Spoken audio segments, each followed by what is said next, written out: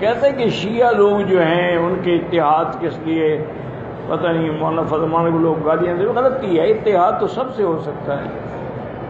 حضور پاک نے یہودیوں سے اتحاد کیا مدینہ پاک میں، صلح حدیبیہ کے موقع پر حضور نے مشرکین نے مکہ سے اتحاد کیا، یہ تو سیاسی بات ہوتی، یہ بھی ایمان لانے کی بات تھوڑی ہوتی۔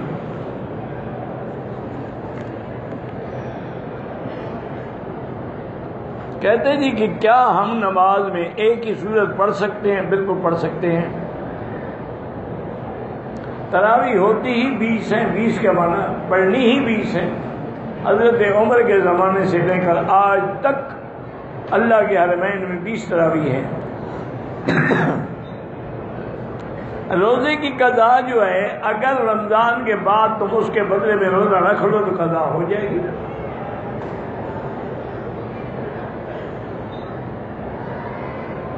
ستر گنا ثواب کا معنی یہ نہیں کہ ایک نماز پڑھ تو 70 نمازیں ادا ہو گئی، 70 گنا ثواب ہے، نماز تو ایک ہی ادا ہوگی۔ یہاں بھی تو میری 1 کا لاکھ ملتا ہے، تو ساری ادا ہو گئی، جان چھوٹی ہے، تب پڑھنے کی ضرورت ہی نہیں۔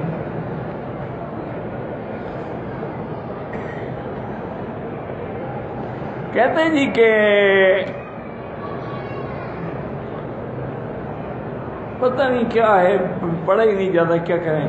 قرآن مکمل کرنے کے بعد مٹھائی تقسیم کر دیں، ضروری نہیں ہے، کوئی خوشی منائے تو اچھی بات ہے۔ عمرے کی حالت میں اگر بال بغیر کسی تکلیف کے ٹوٹ جائیں تو کوئی دم نہیں ہے۔ بھئی صاف بھی تو لکھا کرنا، پڑھا بھی تو جائے نا۔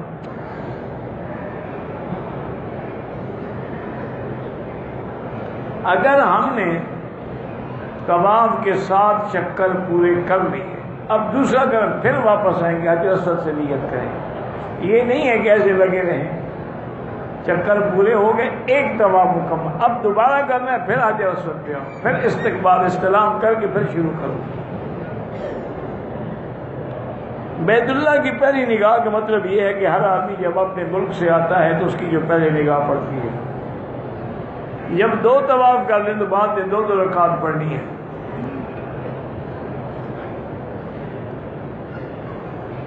بالغ لڑکا اور لڑکی 2 گواہوں کے سامنے ایجاب قبول کر لیں، جب تک والدین راضی نہ ہوں نکاح نہیں ہوتا۔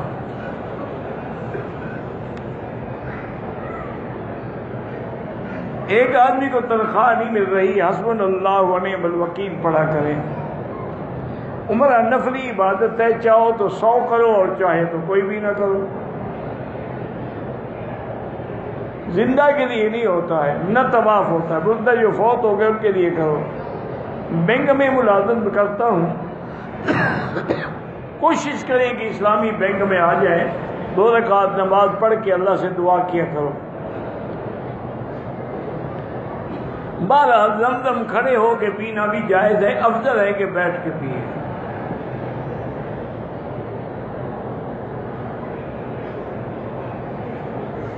عمرے کے دوران اگر ہاتھ میں انگوٹھی پہنی ہو تو کوئی حرج نہیں۔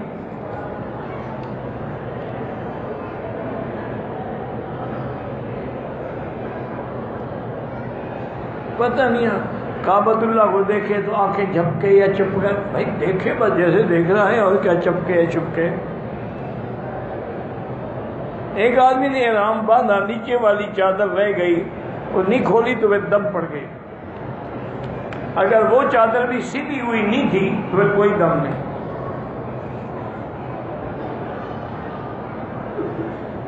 میں نے عمرہ کیا، دکان پہ رش تھی، میں نے کینچی کے ساتھ ناک میں سے بال کاٹے، بعد میں سر مڈایا۔ اگر تھوڑے بال کاٹے ہیں تو 4 ریال خیرات کر دو۔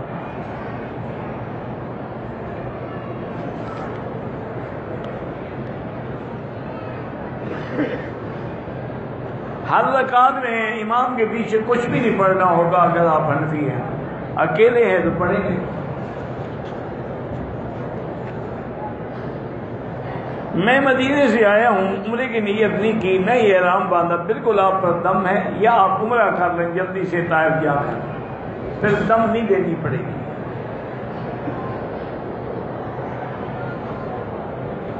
طواف کرنے کے بعد صفا مروہ کے 7 چکر لگا لیے تو طواف کی 2 رکعات ہی پڑھیں گے، صفا کی تو کوئی نماز نہیں ہوتی۔ دعائے مغفرت ہاتھ اٹھا کے مانگیں، بغیر ہاتھ اٹھا کے مانگیں، سب جائز ہے۔ ایک آدمی نے طواف کیا، صفا مروہ کے چکر پورے کیے اور بال خود کاٹ لیے، ٹھیک ہے، کوئی حرج نہیں۔ جس آدمی پہ دم پڑ جائے وہ خود تو نہیں کھا سکتا، دوست بھی تب کھا سکتے ہیں، مکے میں ہوں اور غریب ہوں، امیر ہوں اور نہیں کھا سکتے۔ میرے والد جو ہیں مجھے خواب میں نظر آتے ہیں، ان کے لیے خیرات کیا کرو۔ مردے کے لیے آپ کی مرضی ہے، طواف کرو یا عمرہ کرو۔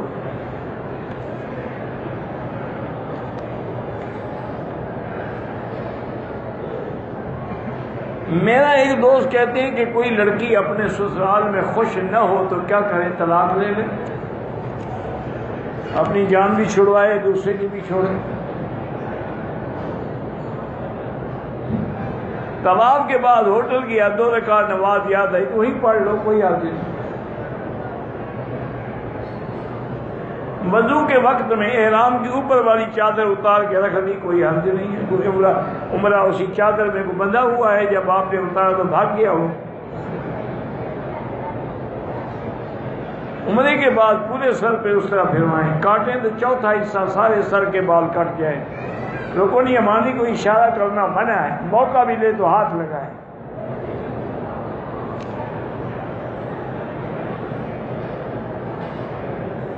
حق مہر جو ہے وہ واجب ہے یا فرض ہے؟ بالکل فرض ہے۔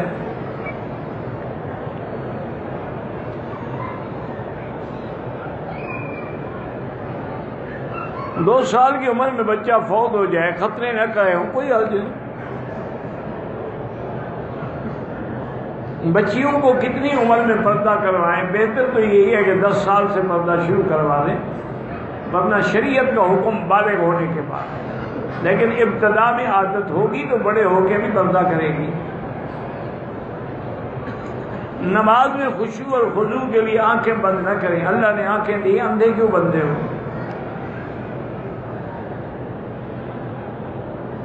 زیر ناف بال جو ہے ناف کے نیچے سے، بس زیر ناف تو خود کہہ رہے ہو، اور کہاں سے کیا بتائیں؟ بلیڈ کے بجائے اگر مرد بھی کریم استعمال کرے کوئی حرج نہیں۔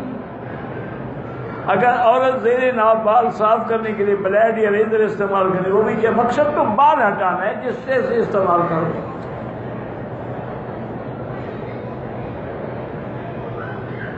ایک بندہ ہے صبح کی نماز کے وقت میں نہیں اٹھتا، جب اٹھتا ہے تو سورج نکل آتا ہے، نماز تو پڑھ سکتا ہے کہ وہ نماز قضا ہو۔ انگوٹھی آپ دائیں ہاتھ میں پہنے سنت ہی ہے، ویسے بائیں میں بھی جائز ہے۔ حضور اپنی بیوی سے مذاق بھی کرتے تھے، ہم بالکل کرتے تھے۔ حضور اپنی بیویوں سے کھیل بھی کھیلتے تھے، بالکل کھیلتے تھے۔ آپ دوڑ لگائی بی بی عائشہ کے ساتھ۔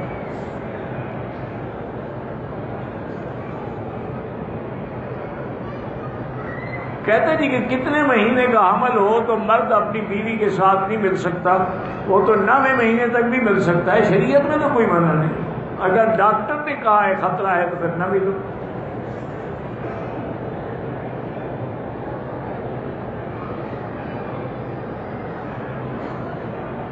کہتے ہیں کہ مرد کو اگر پیشاب آ رہا ہو، ایک طرف سے مرد آ رہا ہے ایک طرف سے عورت، کہتے ہیں عورت کی طرف منہ کر، کیونکہ عورت کو دکھاؤ گے تو کوئی فائدہ ہوگا، مرد کو دکھانے سے کیا فائدہ ہوگا؟ انا للہ و انا الیہ راجعون۔ اور زیادہ لعنت پڑے گی۔ جس کو دیکھنے کی اجازت دی اس کو آپ شرمگاہ دکھائیں گے؟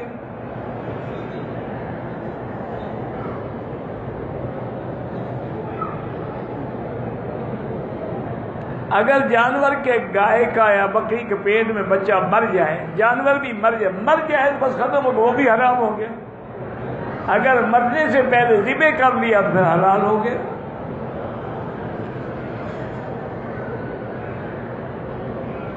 حرم شریف میں جان بوجھ کے نمازی کے آگے گزرنا بالکل گناہ ہے۔ اگر ہم صلح حدیبیہ والے مقام پہ جائیں، احرام باندھنا چاہیں تو باندھ سکتے ہیں، ضروری نہیں ہے۔ قرض لے کے بھی حج پہ آ سکتے ہیں، ہاں جی آ سکتا ہے۔ ملتان ایئرپورٹ سے عمرے کا احرام باندھا، جدہ ایئرپورٹ تقریباً 40 منٹ پہلے جب جہاز کے باتھ روم میں گیا تو دیکھا کہ شلوار بھی میں نے نیچے پہنی ہوئی ہے، پھر نکال دی، 5-10 ریال صدقہ کر دے۔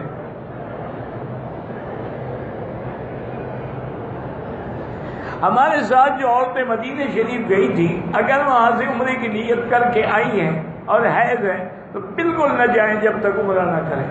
پاک ہو، غسل کرے، عمرہ کرے، پھر جائیں، سیٹ پیچھے کرا لو۔ جو بوڑھی اور حضور پہ کوڑا پھینک دے، مکے کا کیا ہے، طائف کا نہیں ہے۔ صفا اور مروہ کے درمیان میں وضو ٹوٹ جائے، بغیر وضو کے بھی جائز ہے۔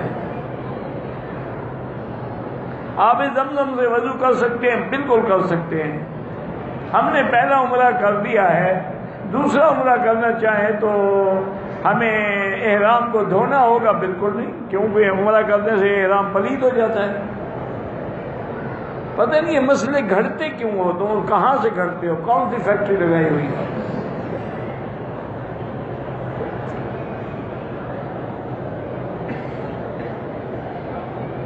کہتے ہیں جی میرے والد صاحب کا نام حضرت مولانا خیر محمد صاحب، میرے پورے گھر والوں پر جادو کا اثر ہے۔ سارے گھر والے بیٹھ کے سورۃ البقرہ پڑھیں اور ایک بڑا برتن رکھ لیں پانی کا بھرا ہوا، اس پہ دم بھی کرتے جائیں، بعد میں وہی پانی سب پیئیں، سب کے بدن پہ ڈالیں، گھر میں ڈالیں، انشاءاللہ جادو وادو سب ختم ہو جائے گا۔ خانہ کعبے پہ نام لکھنا ناجائز ہے۔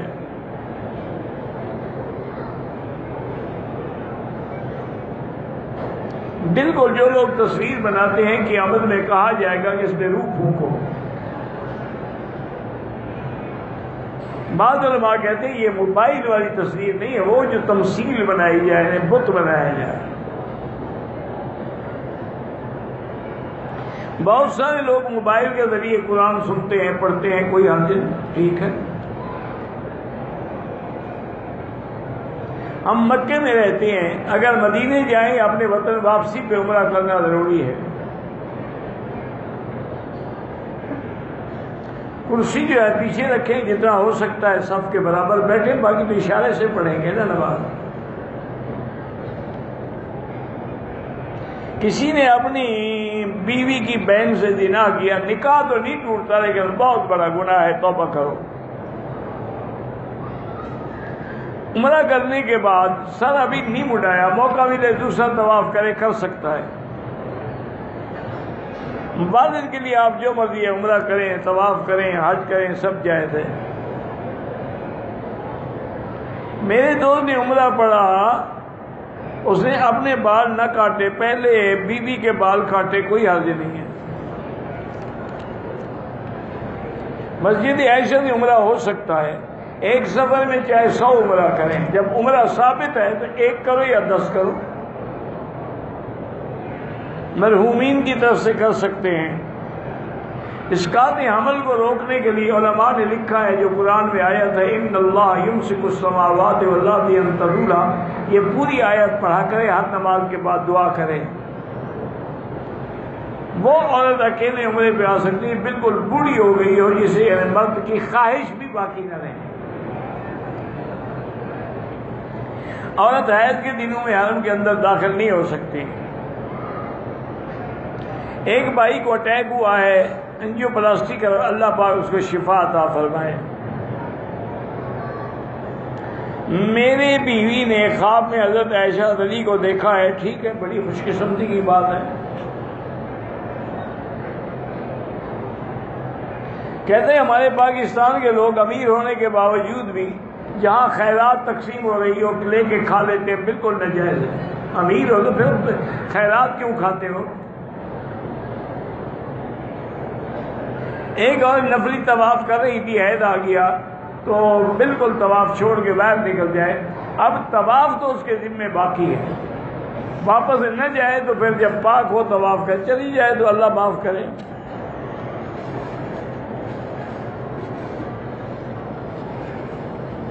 ینسلون کا معنی ہے جیسے اوپر سے کوئی چیز دوڑ کے جلدی آئے۔ وَهُمْ مِنْ كُلِّ حَدَبٍ يَنْسِلُونَ، ایسے آ رہے ہوں گے جیسے دوڑتے ہوئے اوپر سے. اسی لیے لڑکا جو ہے نا اس کو کہتے ہیں نسل، کہتے ہیں تو یار بڑے حلال کی نسل ہو، اس کو بھی نسل اسی لیے کہتے ہیں کہ ماں کے پیٹ سے جلدی سے باہر آ جائے.